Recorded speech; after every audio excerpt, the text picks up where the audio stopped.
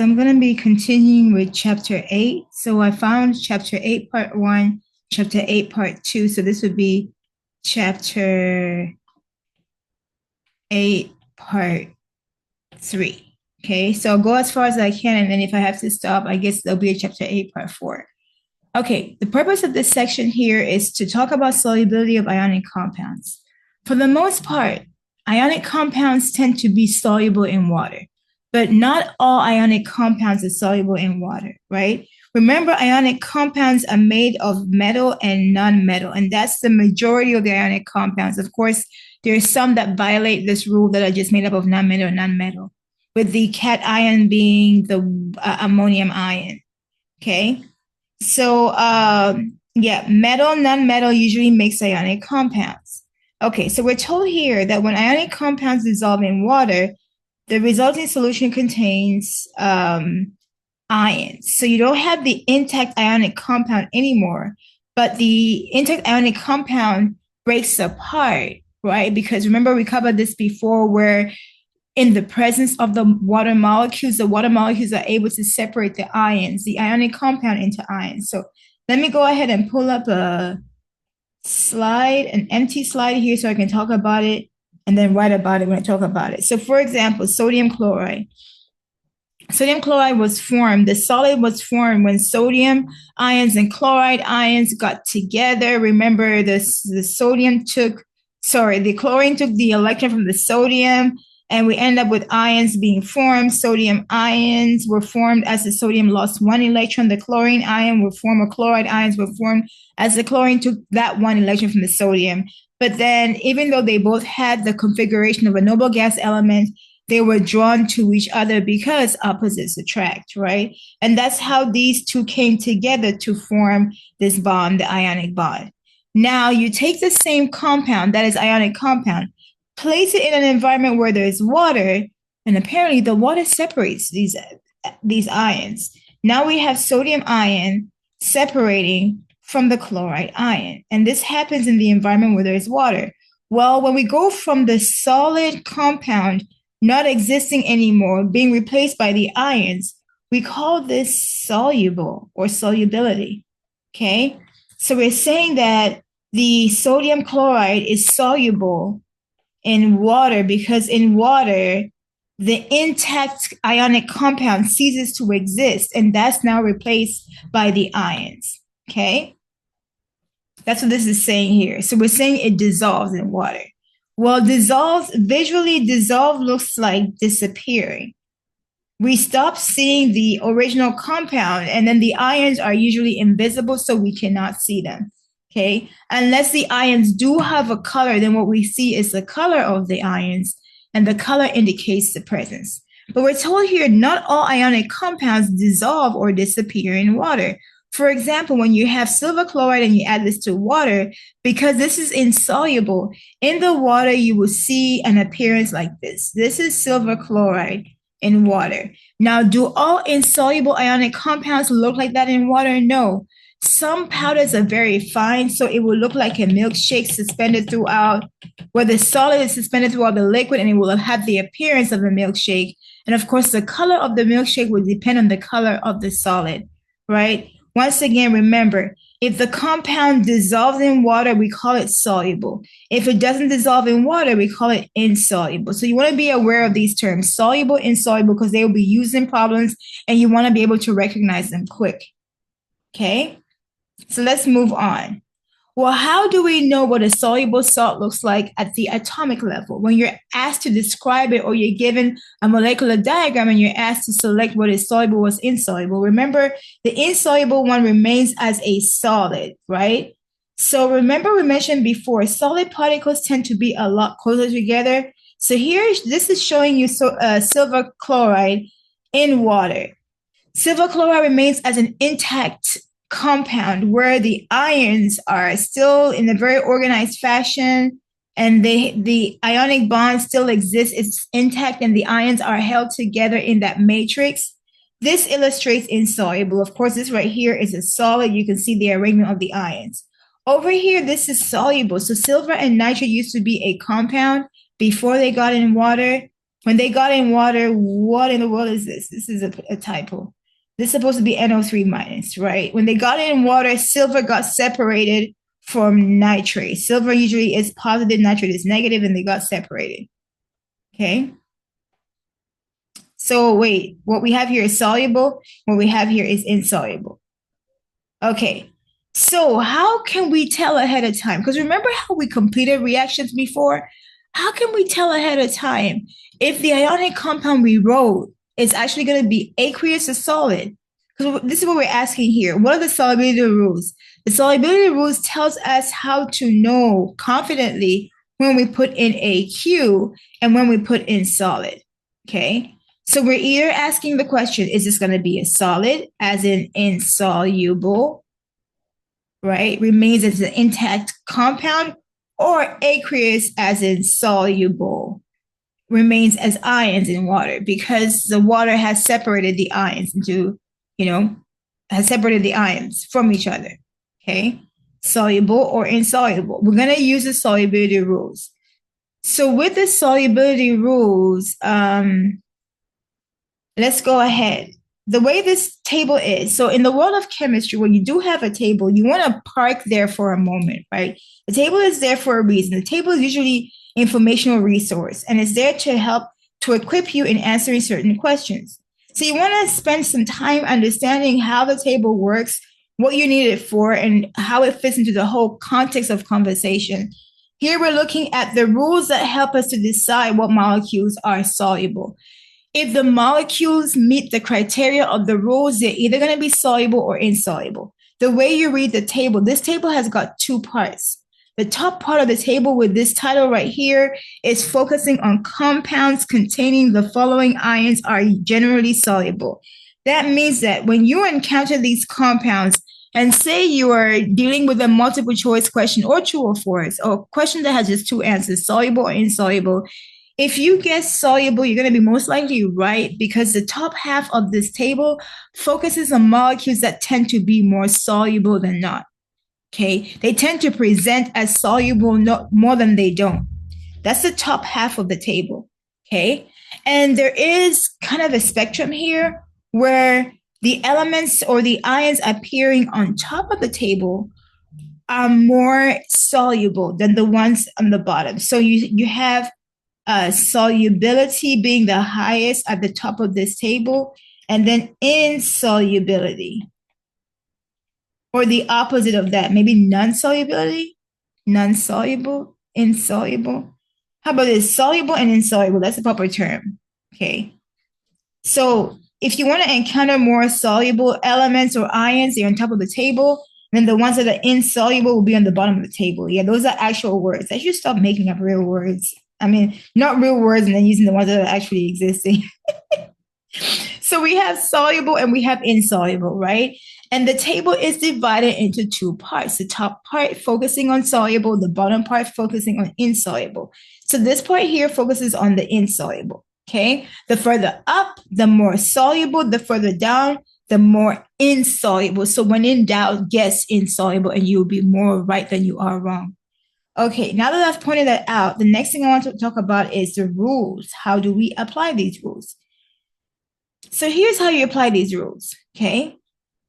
When it comes to solubility rules, or rules in chemistry in general, period, they're very rare. There are very few rules in chemistry that don't have exceptions. Most rules in chemistry do have exceptions. And remember, when we're assigning rules to certain groups of elements or compounds, or chemicals, we're trying to generalize behaviors to make it easier for us to recall, right? So the first thing we're seeing here is this list of lithium, sodium. So these elements, lithium ion, sodium ion, potassium ion, these three are listed in group 1.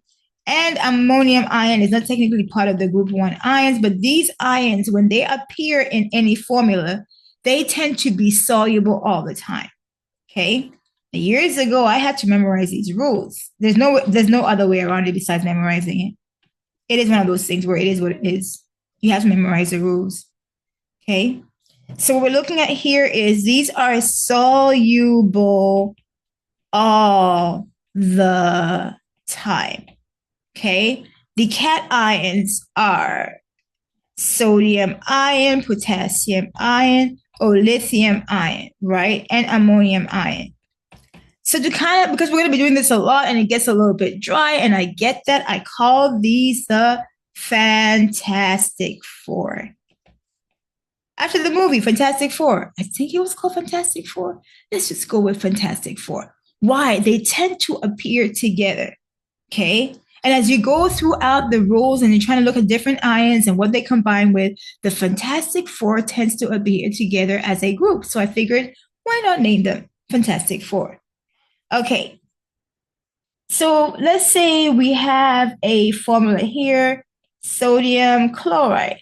Okay. And the question here is this going to be soluble as an aqueous or sodium chloride solid in water, right? Will sodium chloride remain as a solid or will it be aqueous? Of course, the answer is sodium chloride will be aqueous. Why? Because these are soluble all the time in water.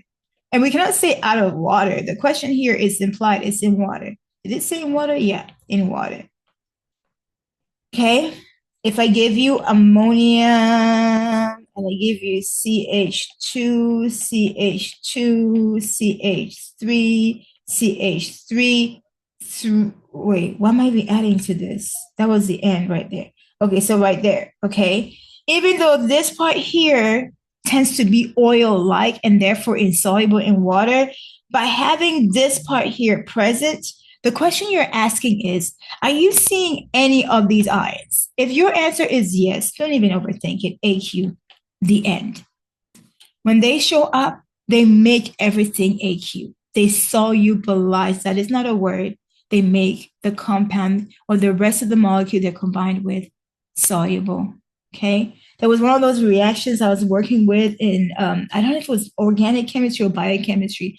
I think it was biochemistry. The molecule was huge. And it had like a huge nonpolar oily group. And I was like, for sure, this won't dissolve. Then guess what they did? They brought in the sodium, attached the sodium to the whole molecule and made the whole molecule soluble. And I was like, this one tiny sodium came there and solubilized. That's not a word. The rest of the molecule, yes, it did. Okay. We're told here there is no exception. So their presence makes the molecule, whatever it is, soluble. Okay. So we're done with the first one. I can move on from here, right? Next one. And by the way, these are all cations, right? Remember, in ionic compounds, the cations, the positive ones are written first, the anions are written second. Okay. Second one is nitrate and acetate. Nitrate, acetate, negative ions. These, by the way, tend to appear together. And as I'm learning this, I like to kind of repeat the rule over and over again because I don't like memorizing, not because I don't like the work involved. I just don't retain it. Like I will work so hard I worked one time a whole month to memorize something. Then I got it for like 2 weeks. And then after 2 weeks, I just ungot it. That's not really a word, another word. I just could, until I was remembering it all the time, I could not remember it past a month and a half. And I was so upset.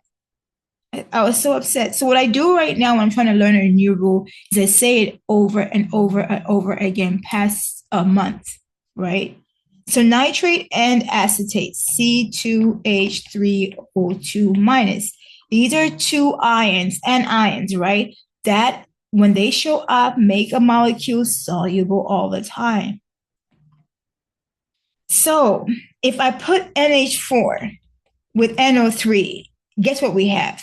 AQ. Why? Because of the positive ion, this makes it AQ. Because the negative ion also makes it AQ. We're trying to figure out, does the molecule have these elements or these ions, right? In this order, NO3. Does it have C2H3O2? So I could also have NH4 C2H3O2. Once again, this would be aqueous, right? Because I recognize this from NH4 plus, I recognize this from C2H3O2 minus. And so yes, the molecule is aqueous and is soluble in water. Okay. The first two right here is the easiest that ever is. Is it present is AQ. Then we have, oh yeah, so this is Fantastic Four. Fantastic Four. Then we have Double Trouble. Double trouble. These are not scientific words. They're not. These are just a fun way to remember them. And then a student helped me with this one. She's like, "Can I name one?" I'm like, "Sure, totally name one," because I'm running out of names. There's a lot of names. She's like, "I want to call these the Three Amigos." I'm like, "Sure, Three Amigos." But then that was it. I haven't had any students since then to match my energy and name the rest of this. So if you have a name, please email me or send me a message on Brightspace for the rest of these, right? Because I don't have names for the rest of these. And with that, I noticed that it's hard for people to remember these, not because the names are missing, but because they just forget them. Okay. Three amigos, chlorine, bromine, iodine. So those tend to appear together. Chlorine or chloride, bromide, iodide. So these are in group 7. Notice that fluorine is missing. Fluorine behaves very differently from the rest of these. When these are paired with silver, there's only one silver, so it's called silver. Mercury, 2, lead, 2. When these are paired with that, and the pair can be like that, it can be like that, like that, like this, like that, like that, like that, like this, like that. Okay. So say, for example, let's say PbCl2. This will be your solid. So this is the exception, right? In other words, whenever you encounter chloride, bromide, iodide, the three amigos, you can assume they're going to be soluble, but they become insoluble when they're paired with silver, mercury 2, lead 2. Okay. So of course that would be solid, lead 2, bromide. That will also be a solid. Silver, chloride, we saw this before, this would be a solid. So we're encountering the three amigos here. And of course, you have mercury, 2, chloride, that's going to be a solid. Okay. Any questions? Oh, I forgot. I was about to ask any questions about this, and I realized I'm the only one on this video. Okay. Once again, we're trying to see, is the condition being met? If that condition of insolubility is not being met, the default status, as I told you guys before, for the top half when in doubt is soluble. Bottom half when in doubt is insoluble. Okay. Then we have, I just got a name for this, the Lone Ranger. I don't even know why I'm excited. I hope this name sticks. The Lone Ranger. That's sulfate. So sulfate is by itself, right? The Lone Ranger. Once again, I can't tell you why I'm excited, okay? Because I recognize teaching this part here is not the most exciting thing, but when I give it fun names, it's great. The Lone Ranger will be sulfate, okay? With sulfate here, we're looking at SO4 2 minus. When in doubt, sulfate tends to be aqueous, but it's not aqueous when it's paired with, we're given here strontium. It starts with calcium, actually. This is group 2, right? Calcium, strontium, then barium. Okay? And then silver, and then lead. So when sulfate, which we will call the Lone Ranger, I really hope this name sticks. When I say sticks, I mean I have to remember it, right? When sulfate is paired with calcium, strontium, barium, silver, lead, it produces a solid. So we're talking about calcium sulfate will be a solid. Barium sulfate will also be a solid. Strontium sulfate will be a solid. Silver 2 sulfate, solid. Lead sulfate, solid. These are all going to be solids, right? If sulfate is not paired with any of these, it's going to be aqueous. Okay, so we're moving on. So we've gotten all of these. Once again, I hope I remember this. Fantastic Four. We got double trouble. We got three amigos. We got the Lone Ranger. Okay, so I need a name for this too. I don't know. I can't think of anything right now. Once again, write to me. Okay, for the bottom part here, we're saying when in doubt, assume that these are going to be insoluble. So what makes them soluble? What solubilizes them? That's not a word, right? What makes them soluble? Okay. Let me go ahead. Let me get a sheet of paper here to over. I just don't feel like erasing that. The eraser is difficult to work these days. All these updates. Okay. So we're looking at these here. We're told when in doubt, these tend to be insoluble. But what solubilizes them, of course, is the Fantastic Four. Y'all knows Fantastic Four. As soon as it shows up, it makes things soluble, right? So we're looking at hydroxide and we're looking at sulfide. And we're saying that hydroxide and sulfide, this is usually solid, except. So when is the exception? For when it is paired with. Okay. So for hydroxide, we're dealing with hydroxide paired with, of course, Fantastic Four. So we're taking lithium, sodium, potassium, ammonium, right? We have Fantastic Four.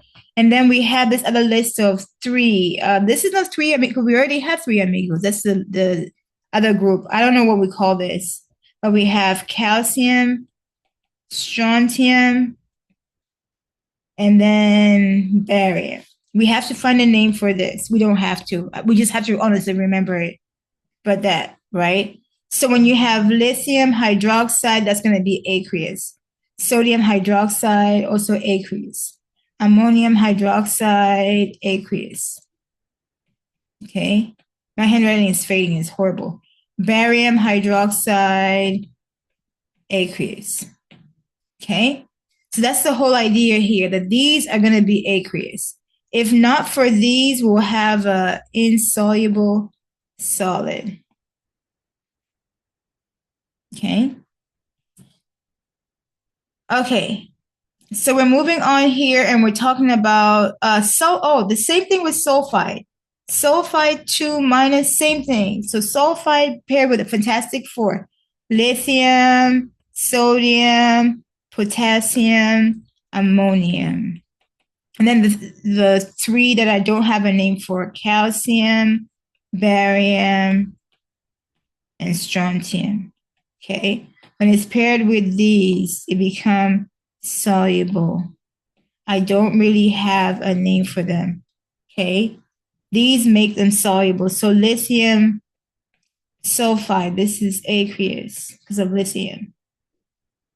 BAS, aqueous. SRS,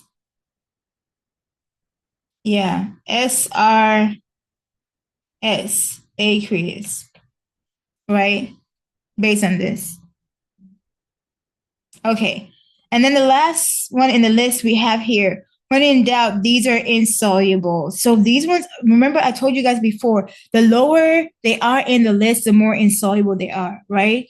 Carbonate and phosphate would have been insoluble if Fantastic Four did not exist. Because look, that's the only exception. These are the only ions. Remember how the calcium, strontium, barium were able to make these soluble? The calcium, strontium ions, calcium, strontium, barium ions have no power over carbonate and phosphate. Carbonate and phosphate are insoluble.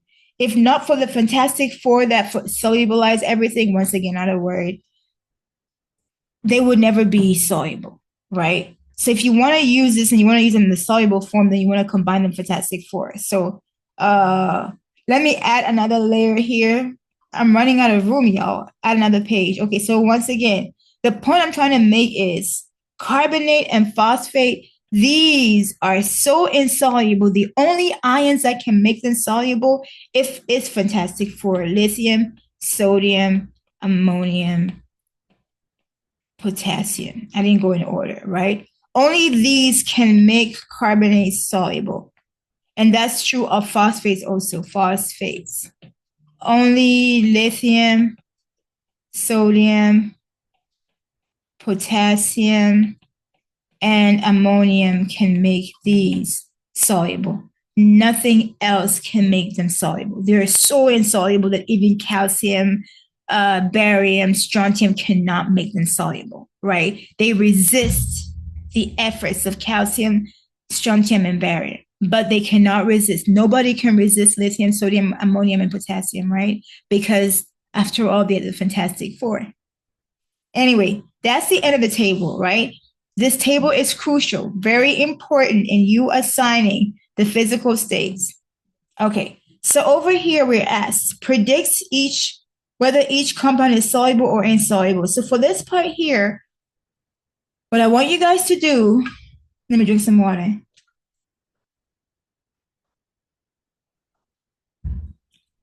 Is as you're going through, don't just give the answer. I mean, it's written right here, insoluble, soluble. Remember the rule isn't in its entirety. So the rule for chlorides came in, what was it again? Three Amigos. I forgot. Three Amigos. It was Three Amigos. I had to remember the name. It was the Three Amigos. In the Three Amigos, we're dealing with chlorine, chloride, bromide, iodide, right? And these tend to form, they're usually aqueous, except for when they're with silver, mercury 2, and lead 2, right? That's when they become solid. They become solid when they're paired with these. So let's ask ourselves, are they being paired with these in this problem? Yes. In this first one, we're having this combination. So this is going to be a solid. So it's going to be insoluble. Second one, no. The cation here is not lead, mercury 2, or silver. So no, this is going to be aqueous. Okay. C is asking you about nitrate. The nitrate rule was nitrate and acetate, C2H3O2 minus. When it was paired with anything, when it's paired with any positive ion. So it doesn't really matter what this is. This is going to be aqueous because all nitrates are aqueous. Sulfate. Oh, the sulfate is the Lone Ranger. This one here was double trouble. Okay, double trouble. And this is the Three Amigos, right? Okay. I know. I'm supposed to be hey, if I'm asking you guys to memorize something, I may as well memorize the fun names, right? Because I realize people don't forget the Fantastic Four because the name is fun. Okay, barium sulfate. The sulfate was the Lone Ranger, right? SO42 minus. So that one tended to have, let's see, there was the calcium ion. This tended to be what? The sulfate tended to be soluble unless it was paired with calcium, barium, strontium, and then we had silver, then we had lead. Was that true? Let me go back and see. For the most part, the rule said the Lone Ranger sulfate tended to be soluble, except for when it was bonded with, 1, 2, 3, 4, 5, these 5 ions. Okay, good. Okay, I'm also trying to make sure I remember this table. Do I remember this table in its entirety? Not really. I mean, for the most part, I would say yes more than no. But I'm not 100%. Like if you just throw any molecule at me, I won't be like, hey, this ionic compound is soluble. It has to be one of the familiar ones, the most used ones, right? Okay. So once again, when this is paired with these, then we're gonna get a solid. Okay. Okay. Let's look at this one here. We had a rule.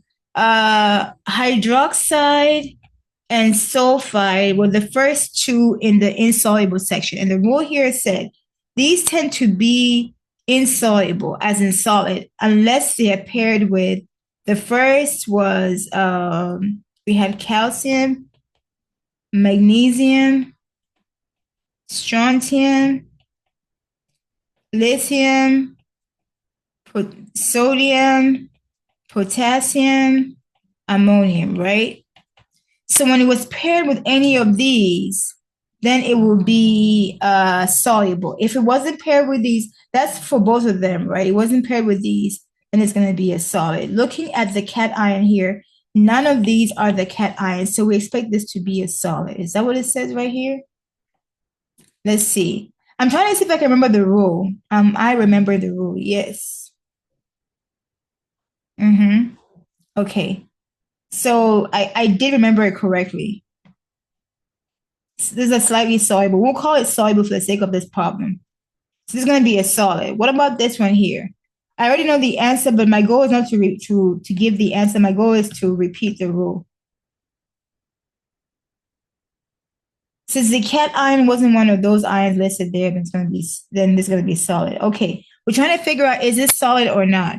So we said for carbonate and phosphate, because these are so usually they will usually err on the side of solids, right? Except for when they're paired with the fantastic four. So when they're paired with lithium, sodium, potassium, ammonium, only then do they become aqueous. Is that what we have for our positive ion here? Nope. This would be a solid. We didn't get the requirement that would make them aqueous, so they remain solid, right?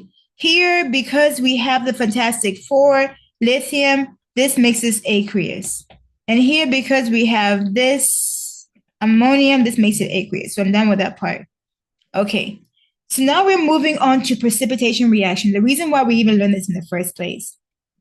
So when I was in school, I remember learning that when you mix two solutions and you make a solid, that's precipitation. So I assumed incorrectly that if you have reactant 1 plus reactant 2 and you make a solid, then that's precipitation. So any reaction where there was a solid on the product side, I assume was precipitation. That's not what they're saying here. Okay, they're saying the two reactants you mix have to be aqueous solutions. So reactant 1 has to be AQ. Reactant 2 has to be AQ. And then if one of your products is going to be a solid, the other one is AQ, then you have a precipitation reaction. Okay? So reaction between aqueous solutions of ionic compounds produce an ionic compound that is insoluble in water. This is precipitation.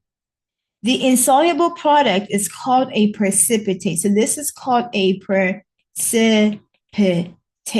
Whatever the reaction, the first reactant is, it has to be aqueous. Whatever the second one is, it has to be aqueous. And then we're making a solid product. The other thing I need to talk about here is, so far we have talked about types of reactions, right? What we have seen here is you're taking a compound plus a compound to make a compound plus a compound. The reactants are both aqueous, and then one of the products has to be a solid for this to be a precipitate reaction. So what we're seeing here is precipitation reaction is an example or a display of double replacement. Because we've been here before.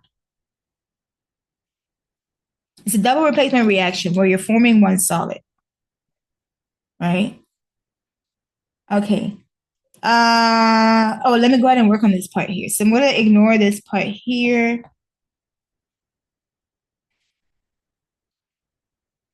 We saw this before, right? Now, you know how chemistry builds up on itself, right? So we're going to look at lead iodide and then lead 2 nitrate. No, sorry, potassium iodide and then lead 2 nitrate. Okay. So we know this is going to be aqueous here because of the nitrate. This is going to be aqueous because of the potassium, right? The type of reaction here is double displacement because we have a compound and a compound. So we are getting potassium ion from here, iodide ion from here. Remember, in ionic compounds, the positive shows up first and the negative is second, right? Then here we're getting lead 2 plus because the 2 here came from lead. Remember the crisscross. You want to do a reverse crisscross. And then this would be nitrate, NO3, negative because the 1 that's implied here goes back and becomes negative on top, right? And then in our products, the switching partners. So let me make this, I need a space here. So now lead 2 plus goes off with I minus. And when we crisscross this, we get PbI2 plus K plus NO3 negative. These are equal but opposite. It becomes KNO3. Okay, let's see. Now we have to balance the equation. We have 2 nitrates here. I put 2 over here. We have 2 ions. I put 2 over here. I think that's balanced. Yes, it is balanced. Now the physical state. I know all nitrates are AQ. So that's going to be AQ for potassiums and the nitrates. That's the reason why it's AQ. But what about lead iodide? We know that the 3 amigos, chlorides, iodides, bromides, these are going to be solids. They're going to be aqueous for the most part, unless they're paired with silver, mercury, lead 2. Oops, we got this condition here. Condition met for this to be a solid. This is going to be a solid. Okay. So you want to remember the rules. Remember it by heart. Once again, this is a positive, this is a negative. Okay. Okay, so here, this is a precipitation reaction. Of course, the way it plays out in the lab, you see that here, 2 clear liquids that have no color. When they mix together, they form this, what looks like a milkshake. This is a very fine powder. This is a precipitate, but it's very fine. And this actually looks like that at the particulate level. So you have the solid that we're seeing as the fine yellow powder. And then you have the nitrates that are remaining there. Okay. So what they're communicating here is when you have 2 ionic compounds, they form a product, right? There's an ionic product. And then you have a solid that's formed in this process, and that's essentially a chemical reaction. So we're told precipitation reactions do not always occur when 2 aqueous solutions are mixed. So just because a solution is mixed with another solution doesn't mean precipitation reaction is going to take place, right? Sometimes you can mix 2 aqueous solutions and then nothing happens. So how do we quantify, or how do we qualify a reaction to be an equation to be a reaction? When you take 2 chemicals and you react them, a new chemical has to form, and the bond between the ions have to remain intact. Okay, so what I mean by this here is, let me add this. Let me add a page. You all know how this becomes long, right? No, add the page here. Okay, so we have Ki. This is aqueous plus NaCl. This is aqueous. So what they're saying here is, in solution, we're saying Ki is soluble. So Ki will not exist in solution. It will actually be K ions separated from I ions in solution. Okay. On this side here, NaCl will not exist in water as NaCl. That's intact. It will actually be Na plus aqueous plus Cl minus aqueous. When they switch partners, right? When they switch partners, what we end up with is, let me see.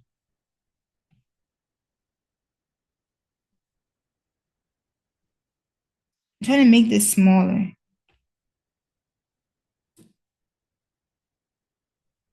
Okay. So when they switch partners, right? Na plus aqueous ends up with I minus aqueous. And then K plus aqueous ends up with Cl minus aqueous. Okay. And then these combine to form NaI aqueous. And this combines to form KCl aqueous. But remember, as long as you have aqueous symbol there, what you're saying is, even though we wrote the formula indicating that the elements are, or the ions are combined, this is not an accurate representation of what's really present in solution. Neither of these are present. What really exists is the ions separated. So you have a mixture of these together. Do you see how there's no bond that's actually intact here? These ions are swimming around. K separated from I, Na separated from Cl. When the reaction is supposedly over, the same thing is happening. So no new bond got formed. On paper, it appears like a new bond got formed, but in reality, nothing got formed. Do you see purple attached to any other sphere? No, purple is existing separate from white. And here, green is separate from purple. And together, they're together, and they're just still separate. So this is not a reaction. So just because you can write it on paper doesn't make it a reaction. You have to at least form maybe like a solid, a liquid, or a gas for you to really say that the bond that was formed, the new bond, is intact. Okay. Okay. This is just showing the process that I showed you guys before. And remember, now we're looking at precipitation reactions. And I'm not going to look at that anymore. We've seen all of this right here. I want to look at actual problems. Okay, in this question right here, I'm trying to make a lot of progress in these slides. These slides are getting longer. We're not even halfway. Are we halfway? No, we're not halfway through the slides.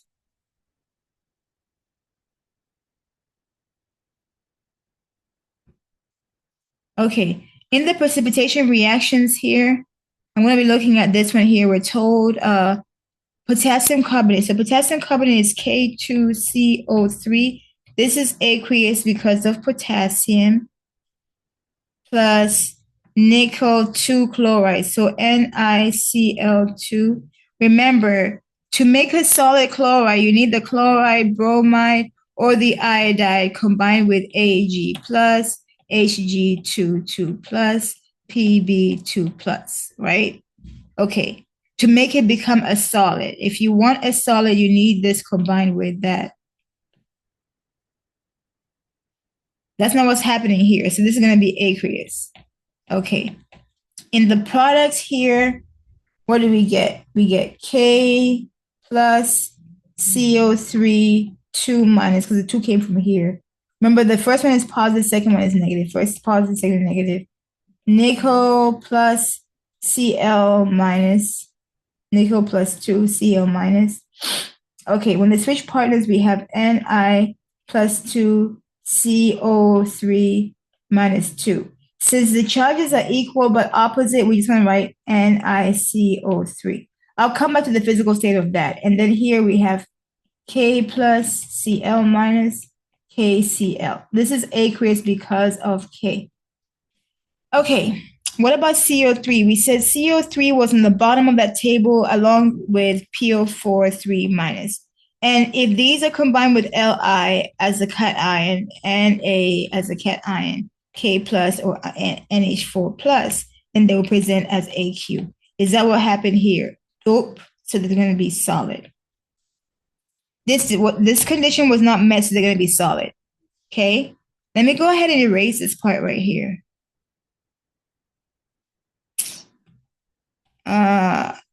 This new feature. I almost want to like stop it because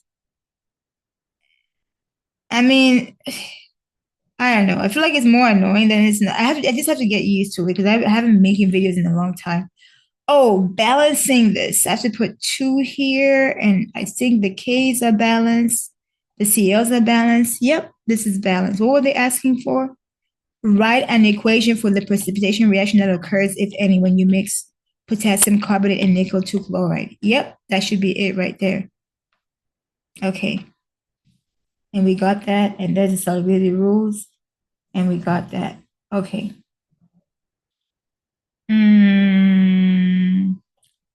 This one here will be no reaction because everything shows up aqueous. I'm not going to work that one out.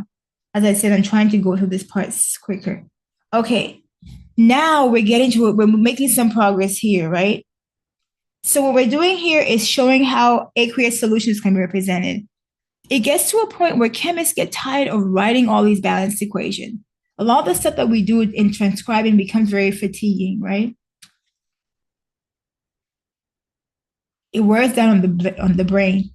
So instead of showing every element or every ion in the formula, we just want to show the MVPs. Now, we don't have MVPs in chemistry. What we have is net ionic equation. Okay. And so in the net ionic equation, we're kind of giving you the bottom line. We want to know what is changing. So for us to get to net ionic equation, we're going to start with the regular chemical reaction as we know it, which shows the complete neutral forms of each formula.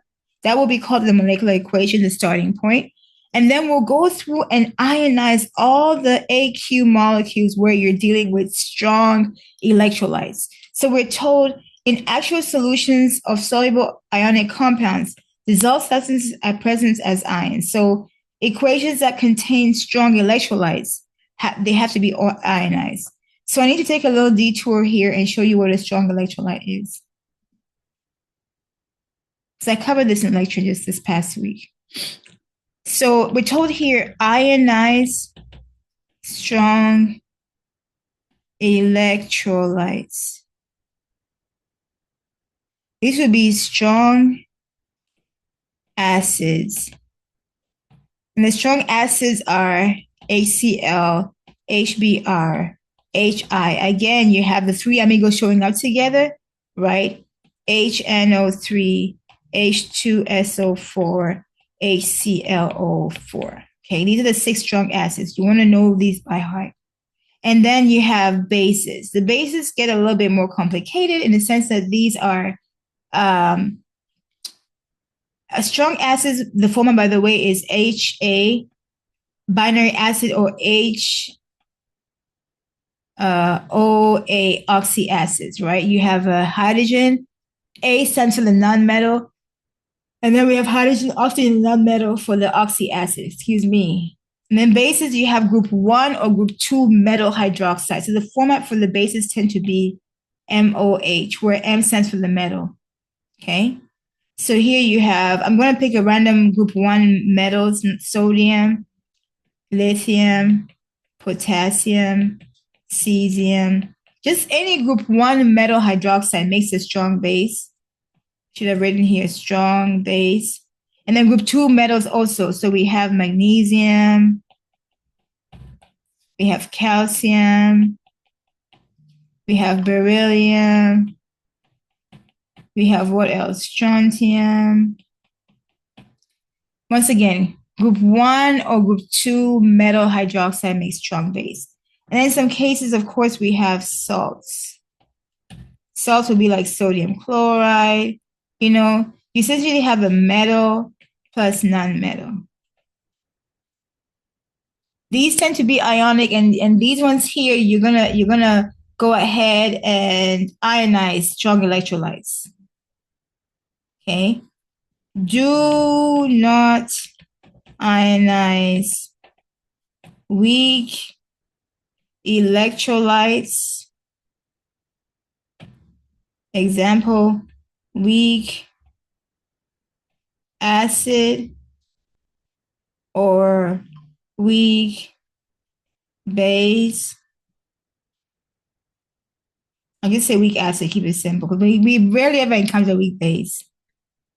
Or solid, liquid, and gas. So the biggest thing you want to remember to not ionize is solid, liquid, or gas. You might or might not encounter weak acids. Okay, so I'm giving you the thorough rule, but that's essentially what the rule is. Okay. So it says here, rules for writing complete ionic equation. Aqueous strong electrolytes are written as ions. Soluble salts, strong acids, strong bases. Insoluble substances, weak electrolytes, these are not ionized. Okay, so I pretty much gave you that rule. Okay, let's go ahead and start with this first one so we can see how this plays out. As I said, we're always building up on what we learned before. How are we doing on time? Okay, I'm beginning to fade, so at some point I'll take a break. Because I already shot one video today, which I cannot find. I really hope I find it. Because, yeah. Okay, so we're working on KOH plus MgNO3, 2. This is aqueous because of nitrate. This is aqueous because of potassium. We have a double equivalent reaction here where we have K plus OH minus Mg2 plus NO3 minus, and they switch partners and we get Mg2 plus OH minus. We get MgOH2 cross plus K plus NO3 minus KNO3. Okay, we said for sulfide and hydroxide, when in doubt, these are going to be insoluble, except when they're paired with fantastic 4, lithium, sodium, potassium, ammonia. and the other one was calcium, strontium, barium, right? That's not the case here, so this is going to be solid.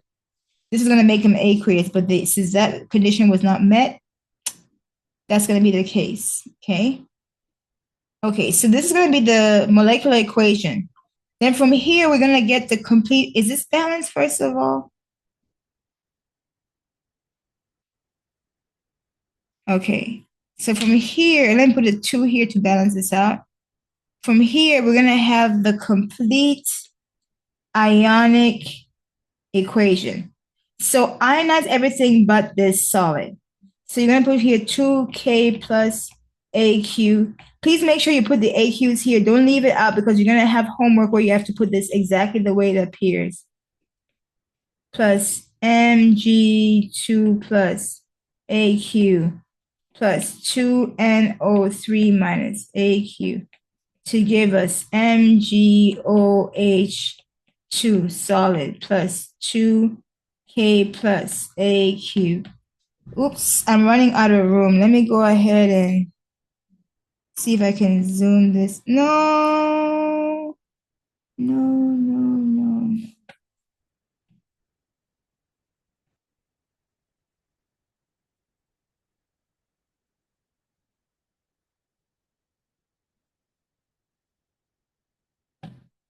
Okay.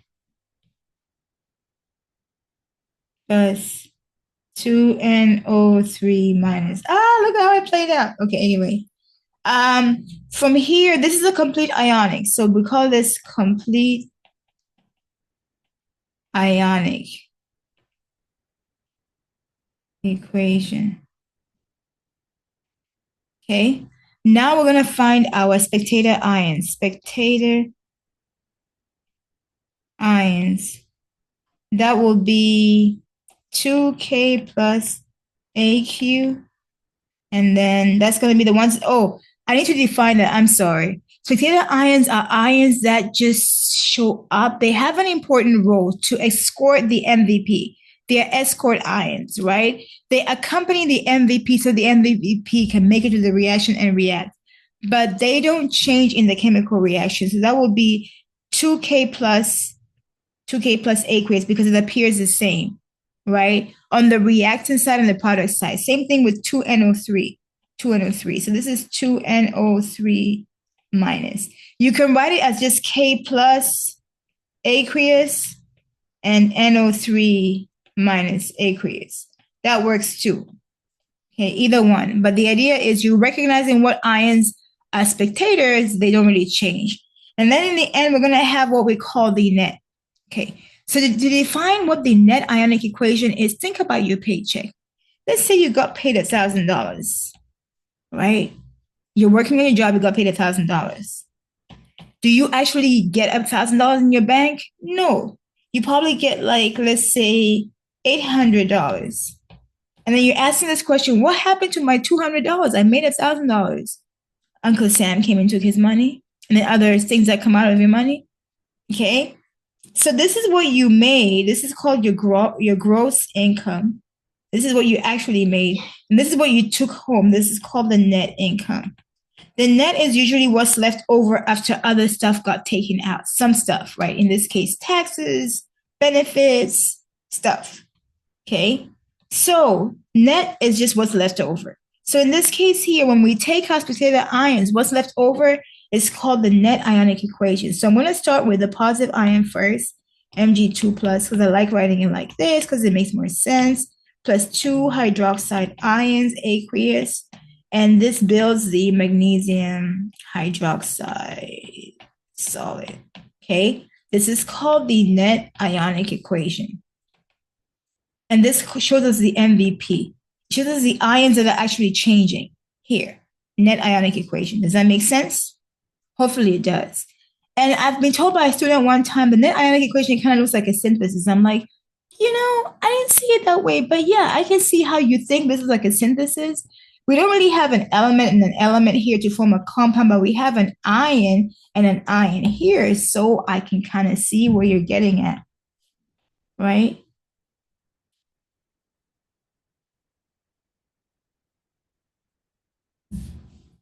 I can see what you're getting at. Okay. So what do we have here?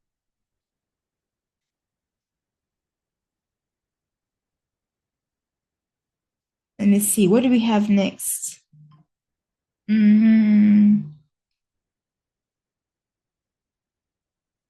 Oh, I feel like this slide here just came out of nowhere. It's a typo. I need to remove that slide. Okay. I'm not gonna, oh, you know what? I'm gonna work on this one here. And I'm gonna work on the one that came with this part here so I can wrap this part up. Yeah. I think we'll do acids and bases after I take a break because I do need a break. How am I doing on time? Oh, let me keep going for a little bit. Okay. So in this problem here, our equation is, of course, once again, you're working this out. So you're going to be skipping over, do not ionize anything that is not AQ, right? So our equation here is sodium carbonate, which will be AQ, the sodium, plus HCl, which is AQ because of, well, HCl. And our products are NaCl, AQ because of that. Then we have CO2 gas and H2O liquid. Remember, only ionize AQ. Do not ionize solid, liquid, or gas. Do not ionize these. Okay, this has to be balanced. So we put a 2 here, we put a 2 here. We have 2 sodiums, 2 chlorines, and then we have 2 hydrogens. So this should be balanced. Okay, so here I'm going to get 2 sodium ions, AQ, plus carbonate, CO3, 2 minus, AQ, plus 2 hydrogen ions, AQ, plus 2 Cl minus ions, AQ, to give us 2 sodium ions, AQ, plus 2 Cl minus ions, AQ. Okay, I need to minimize these because I am running out of room.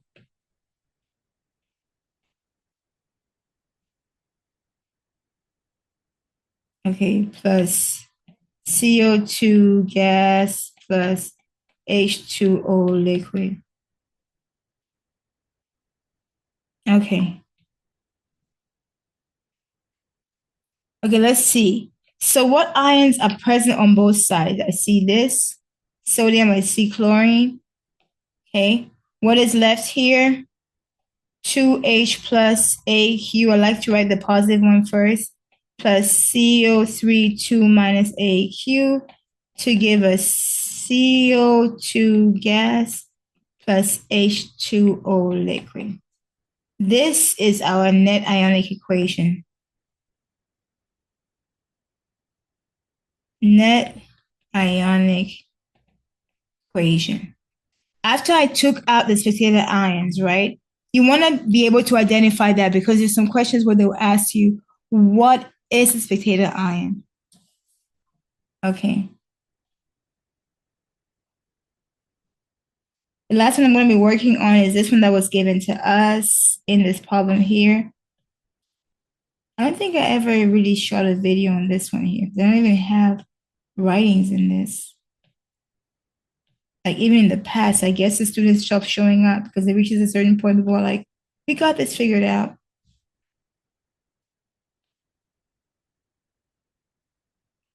Okay. So this is our overall, this is a molecular compound, a molecular equation.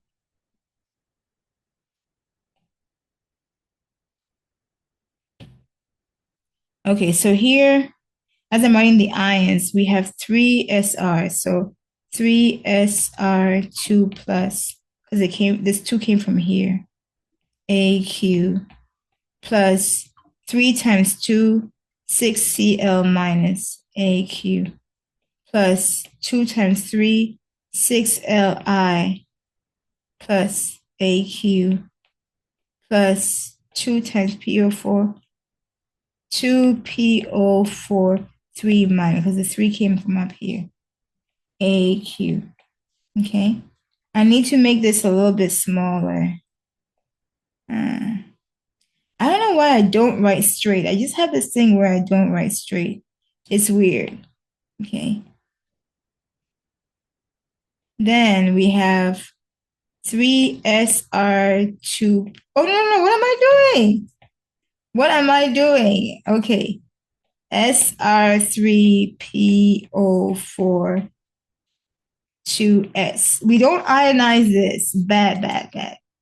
Plus 6Li plus aqueous plus 6Cl minus aqueous. Okay, this is a complete ionic equation, right? Let's find out spectator ions. That'll be 6Li, 6Li, 6Cl minus, 6Cl minus. We'll call this spectator ions. These are 6Li and 6Cl minus. Okay. What's left over? What is left over is the 3SR2 plus aqueous plus 2PO4 3 minus aqueous to give us SR3PO4 2.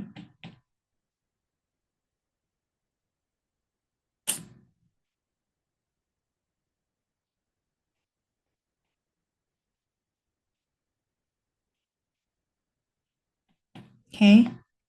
This is going to be the net ionic equation. Okay.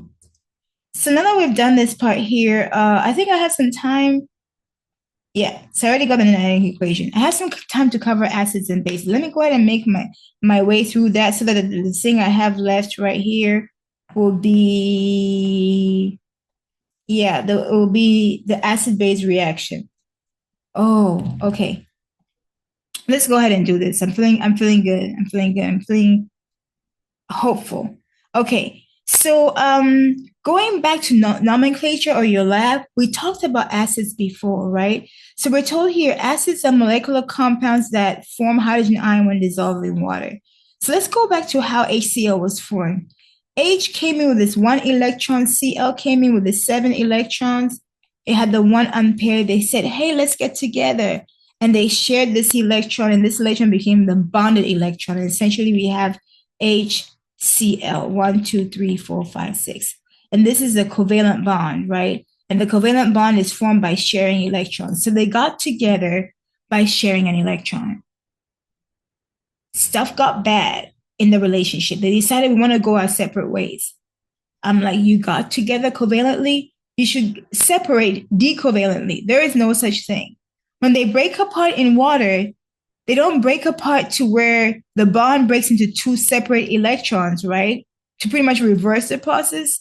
They break up in such a way that, let me see. They don't break up like this. I'm like, they should break up like this, though. They break up like this. So chlorine ends up with the electron that came from hydrogen and gains a negative charge. And hydrogen leaves with nothing, gains a positive charge, because we're told here acids are molecular compounds that form H+. So H+ has to be released when dissolved in water. And here the H+ is combining with the water to form H3O+. So we will pick this up some more in 1412. For right now, we're just covering this, just a brief introduction. Acids are usually composed of hydrogen according to the definition we're looking at right now. And the hydrogen is usually written first in the formula. Let me start with this. In general chemistry, acids, the hydrogen is written first. Like you see here, HCl, H2SO4, HNO3. But when you get to organic chemistry, sometimes the H is written last, like CH3COOH. And the acidic hydrogen is written last, not first. Is that always the case? No, it depends on how the formula is written. Okay. Properties of acids. They tend to have a sour taste, like citric acid, aspirin. I'm thinking about, I was about to say vanilla. Vanilla is not an acid. Orange juice, things that are citrusy, right? They tend to be sour. vinegar, sour. Okay. These are all examples of acids, weak acids, actually. When you put an acid with metal, they tend to dissolve metals and release hydrogen gas. Our last lab will involve an acid, hydrochloric acid reacting with, take magnesium, and we'll get magnesium chloride and hydrogen gas. So it's common for acids to react with metals to release hydrogen gas. Okay. We'll come back to that. So once again, we're looking at Arrhenius' definition, and that's important because there are three definitions of what an acid and base are. And we're looking at Arrhenius' definition that says essentially acids. Oh, I'm sorry, that's Siri. Oh, is it Alexa? I think it's Alexa. Anyway, an acid has to contain a hydrogen ion, and it has to release the hydrogen ion when it gets in water. Okay, so now we're using the term product to describe the acid.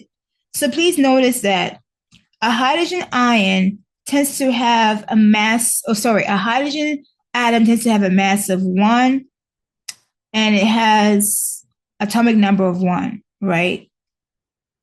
So it tends to have no neutron. So the number of protons equal 1. Number of neutrons equals 0. Number of electrons equal 1. That's why it's usually written like that. Okay. So when a hydrogen loses an electron to become a hydrogen ion, it loses the electron, and so the electron is now. Patio door open. Oh, guys, I'm sorry, y'all. I don't have an office, so. That's not really the reason why, but it's just Alexa is throughout the house. Anyway, when a hydrogen loses an electron, now it has no electron because it had that 1 electron. It has no electron. It never had a neutron. So it's called a proton. So in the chemistry streets, a hydrogen ion is also called a proton. So we can identify an acid base, not base, I should say base, according to the number of protons it has. So we call an acid that has 1 proton a monoprotic, meaning an acid with 1 hydrogen ion. And if it has 2 protons, we'll call it diprotic, like H2SO4. This is diprotic.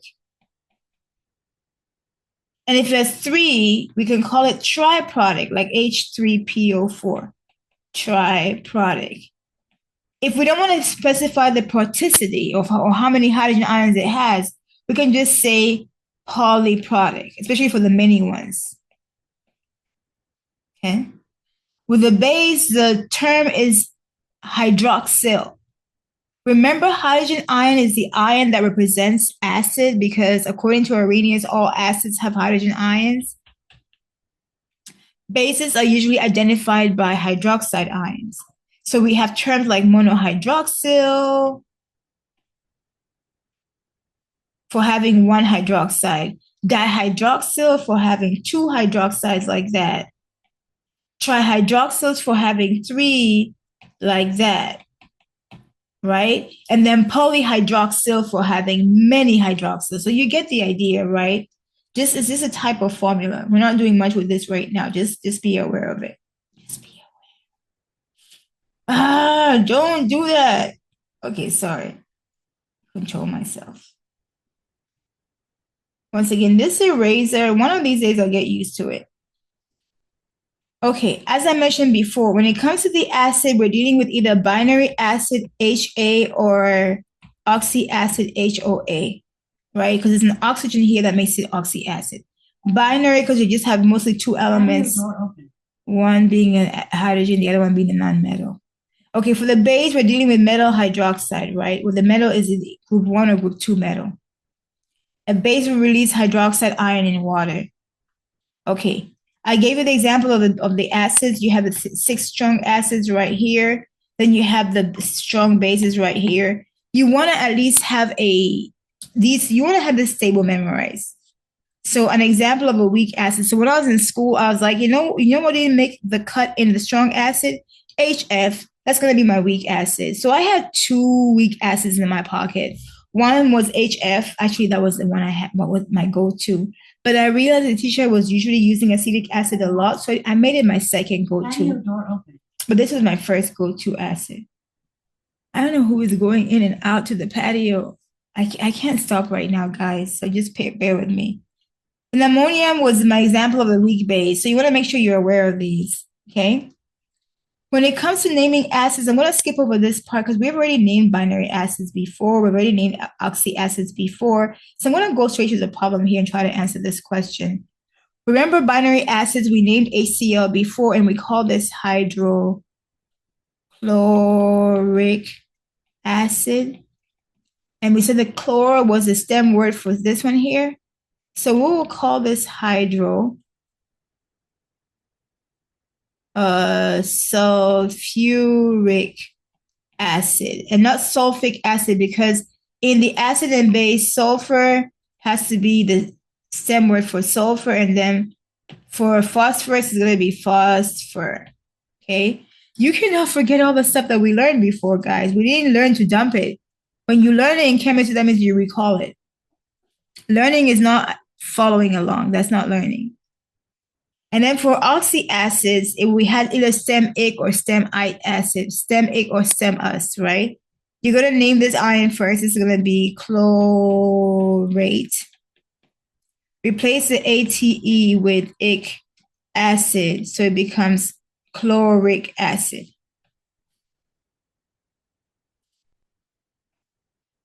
Chloric acid. And this one here becomes acetate, right? Replace the ATE with ic acid, so it becomes acetic acid. Okay. Okay, moving on from here. Let me go ahead and finish up the acid-base neutralization reaction. And then that way, I don't have that much left in this chapter, right? Because where are we in as far as the slides are concerned? I can't even tell what slides we're on right now. Let me see. Oh, there it is. Oh, I'm not doing, well, 83, but now our total is 116. So we're moving. Okay. So please notice this right here. When we got to the acid base, what we're saying is that in the double replacement reaction,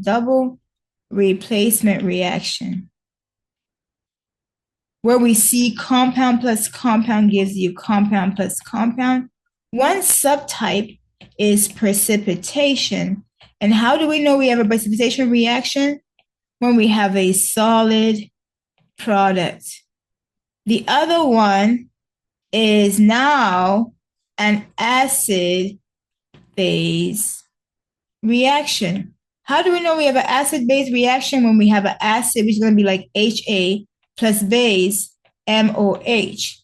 And then acid-base usually forms salt and water.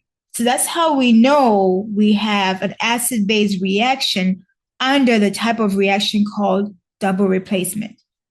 So over here, an acid-base reaction is also called neutralization reaction. A neutralization reaction does not always mean that the pH of the solution is 7, but usually the acid that has a low pH reacts with the base that has a high pH, and it makes a neutral pH salt most of the time, not all the time. Neutral pH salt and neutral water. Okay. Our example here is nitric acid. I know it's an acid because it's the formula that starts with H, and the rest of it is non-metal. So we have H, non-metal, and oxygen. You can see that, right? Oxy acid. This is a base, metal hydroxide from group 2. Then here we have a salt, and here we have water. So we're being told here when we have an acid-base reaction, remember, we're still dealing with double replacement reactions and then net ionic equations. So from here, the net ionic equation for acid-base reaction is actually the formation of water. So we're told here, as long as salt that forms is soluble in water, the net ionic equation for an acid-base reaction, any of them, will be the formation of water. Let's see how that plays out. We're going to have 2 nitric acids here, aqueous. Oh yeah, remember we said acids are aqueous, strong electrolytes. Strong acids are strong electrolytes. Now strong bases are strong electrolytes to give us calcium nitrate, aqueous, and water, liquid. This is a molecular equation. Now we can get the complete ionic equation. So get here 2H plus AQ plus 2NO3 AQ plus calcium AQ plus 2OH minus AQ to give us calcium AQ plus 2NO3 AQ plus 2H2OL. Ooh, I made it. This is a complete ionic equation, right? And here calcium ion is common, so is nitrate. So we are left with 2H plus AQ plus 2OH minus AQ to give us 2H2OL. This is our net ionic equation. It shows the formation of water, so you can see how this is neutralization, right? This represents the acid molecule, this represents the base molecule, and then we're making water. Okay. So that would be true of all acid-base reactions. So I'm just going to point them out here. Same thing, acid-base. When you look at the net ionic equation, it would be the formation of water. Same thing with that one. I'm not going to work it out because it plays out the same. That's what I was saying earlier. If you're having an acid-base reaction, you have the same thing. It works out the same way. Same thing with that. Our net ionic equation is going to be, of course, you're going to switch out the partners, right?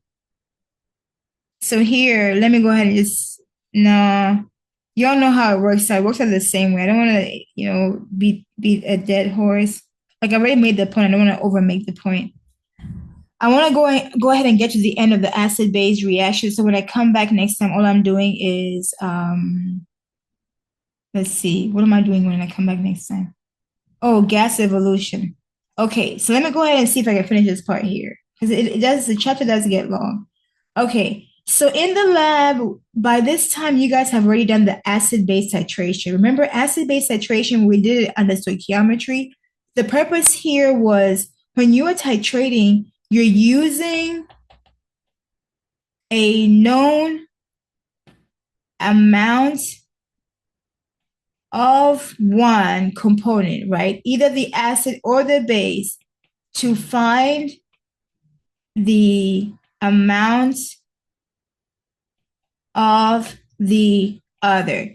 So you're using one to find the other. And usually you use the one that you know the amount of. So it's kind of like stoichiometry where you start with the known, the given is the known, and the wanted is the one that you're looking for. Right? So acids and bases are reacted together in the lab through a process called titration. In titration, an acid of known concentration is reacted with a base of unknown concentration or in an unknown concentration. This can also be reversed, meaning that you know the base and the acid is the one you don't know. The reaction continues until you reach an endpoint. So you have to know how much to add, right? At the end point, the acid and base that reacted are in their stoichiometric amounts, meaning that the moles of acid equal moles of base. When we reach this part here, we call this the end point, as in don't go before this point, or it's called the equivalence point. Why is it the equivalence point? It's equivalent because equivalence means something is the same. It's the moles that are now equal to each other. The amounts are the same.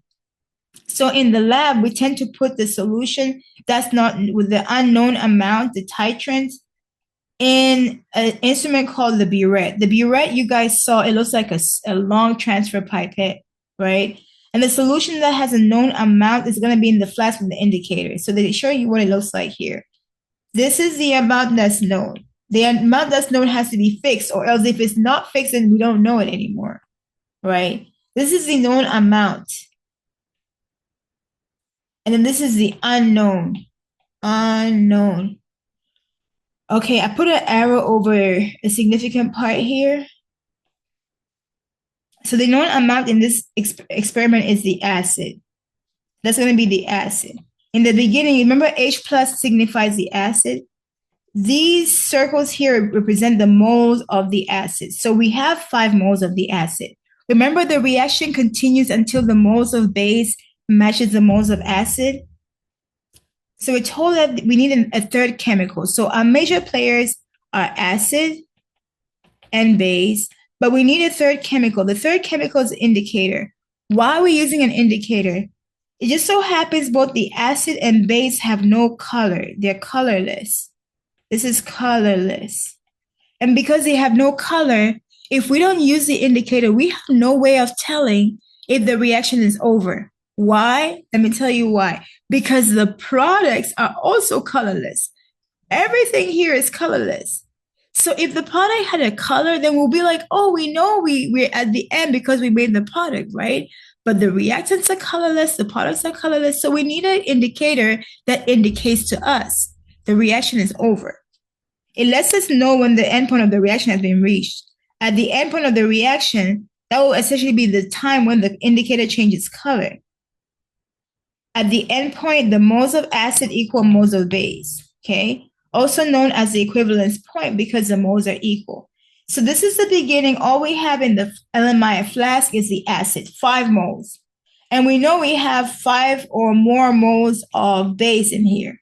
So at first we add a lot, but only 2 has reacted. How can I tell that? Because only 2 are in the product.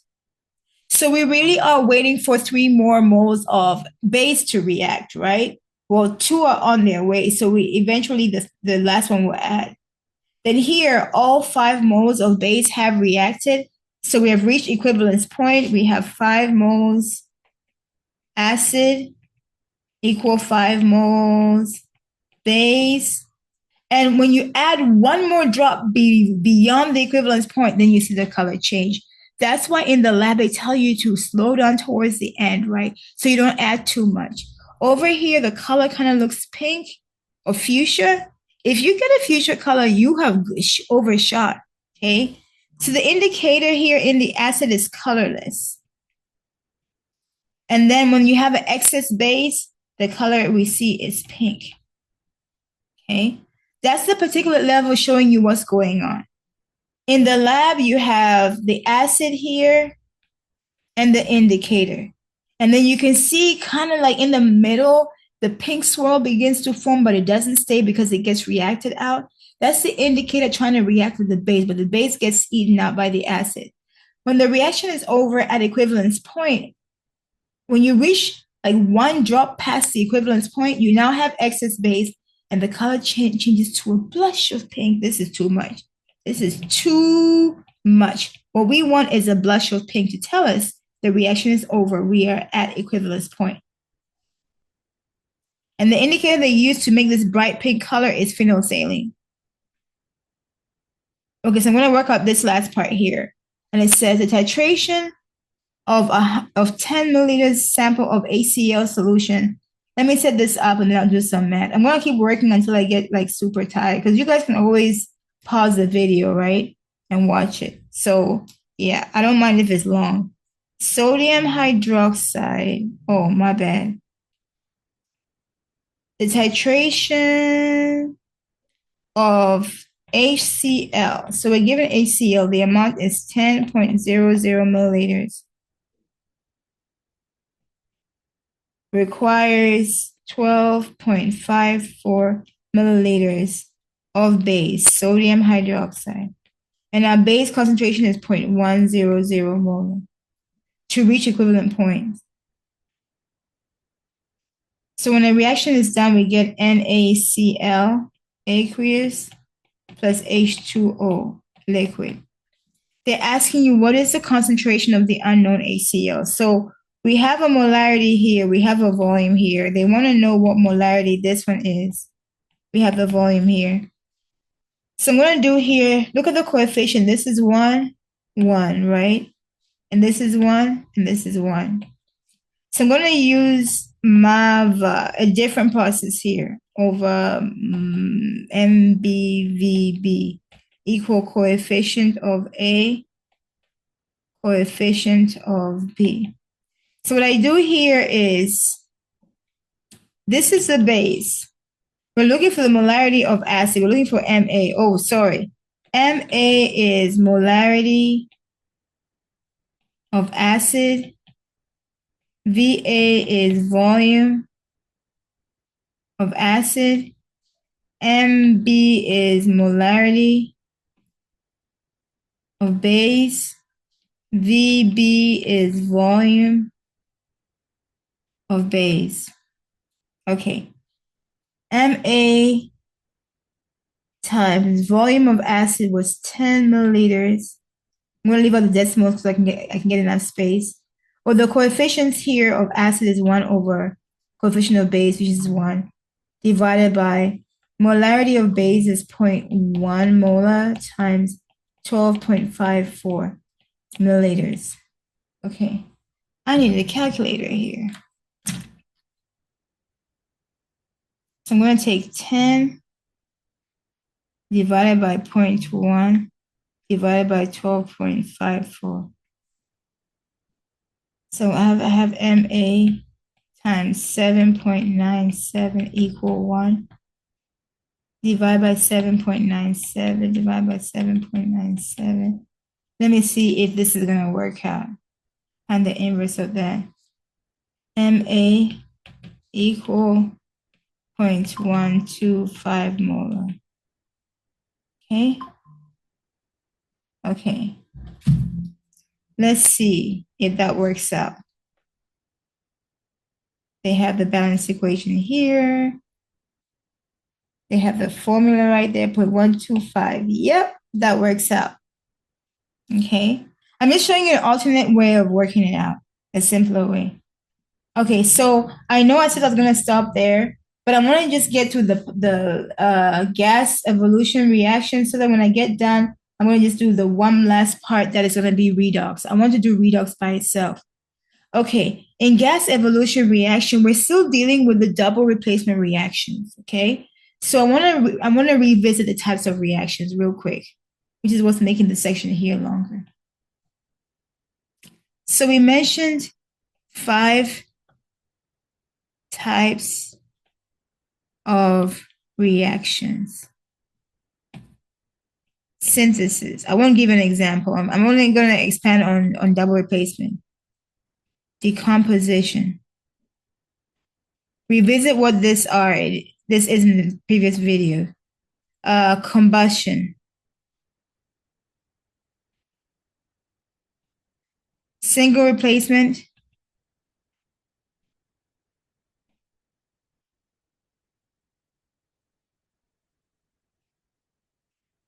Double replacement. Under double replacement, we have seen precipitation. Revisit what this is. We have seen acid base. And now we're seeing gas formation. Precipitation, you're forming one solid product. Acid base, you're forming salt and water. Solid product. Acid base, you're forming salt and water. Gas formation, you're forming gas product. Okay, so that's what we're about to examine right now. Okay, in this double replacement reaction, when you form H2S, you have to know H2S as a gas. This is a gas. It just is a gas. So this is one of the possible gases you can form. The other gas you can form is CO2. We never form CO2 directly in the form of the gas evolution reaction. We usually form H2CO3 first. So let me go ahead and expand on this one here. So here you have NaHCO3. I've been sticking with adding slides. Let me go ahead and add a slide.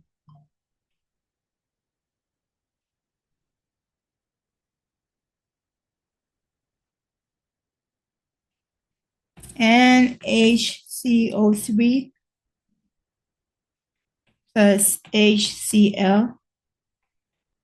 Okay, so what you get here is NaCl plus H2CO3. Okay, now based on what we said before, we should say that this is no reaction, right? Because all we're forming here is aqueous products. But this is not the correct answer. What actually happens is we don't see this actually form. It doesn't remain. As soon as this is formed, it breaks down to form CO2 and water. Okay, so the way I know what gas is being formed is just when you have the temporary molecule being formed, like H2CO3 aqueous, you subtract the water. So write H2O first plus CO2. And that's the best I can do right here for this part. Okay, H2CO3. Subtract the H2O and then you're left with CO2. That tells you what gas is formed.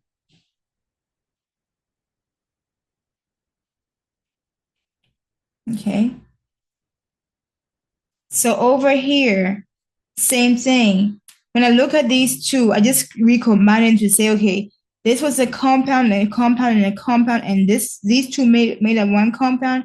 The compound was H2CO3 because H2CO3 aqueous breaks down into H2O and CO2. Okay. Remember, you remove the water molecule out of the aqueous compound, whatever is left over will be a gas. So over here, once again, there is no intermediate product for H2S. When H2S is formed, it's going to be a gas. But for the remaining gases here, remember if you form H2CO3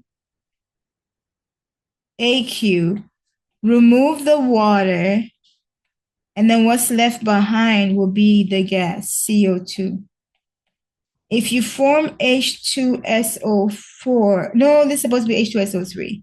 It's usually a weak. So these are weak acids that are being formed. So H2SO3 aqueous. Remove the water, H2O liquid, and then you're forming SO2 gas. Okay? When you form NH4OH aqueous, once again, remove the water and you're forming NH3 gas. So this is how I remember the gases by removing the water. And then H2S, you just have to remember it as a gas. Okay. And these have to be one of the two products in the double replacement reaction. And of course, this weak acid breaks down into CO2. This weak acid breaks down into SO2. This weak base breaks down into NH3. And so I'm going to record this part here by itself. I'm going to say start here.